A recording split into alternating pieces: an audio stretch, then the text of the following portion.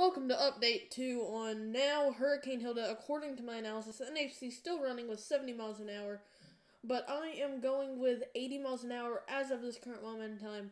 I do believe, just based off the satellite imagery that's playing now, that this storm was at 1.85 miles per hour, but I do think it has since dropped to 80, but will likely re-intensify even further, potentially even to a Category 2 or 3 hurricane, due to the buzzsaw that you can see in the northern quadrant of the storm and even the western quadrant at this point in time.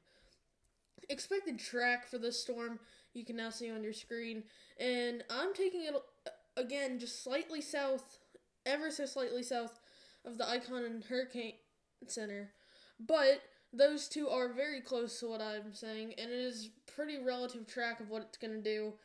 With slight variations north or south, it is pretty agreed upon on what the storm is going to do at this point in time on the models and just everything else in general.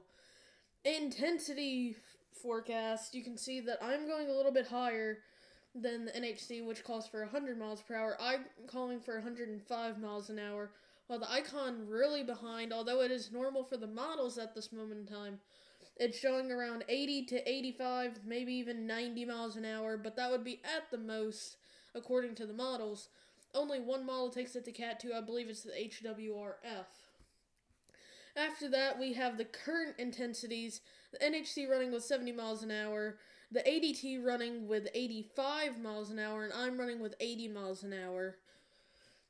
Now you can take a look at the 5-inch plus rain forecast, and you can see it's a pretty widening area, although this is in the next 5 days, so it doesn't extend out quite as far. This is the possibility of 5+ inches of rain.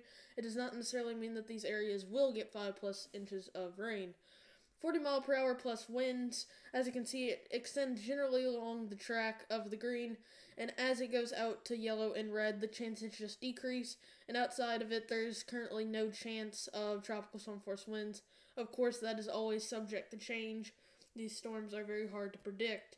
And lastly, the potential damage index, still a 0, just because there is no land interaction expected, so there couldn't be surge, rainfall, or winds on land. And the speed factor only comes into play if there is a landfall expected. It's the speed that it's supposed to be on land, so there's nothing there either.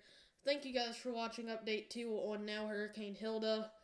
To stay updated, please like, subscribe, and hit that notification bell, and check out our new Discord server for early updates on this storm.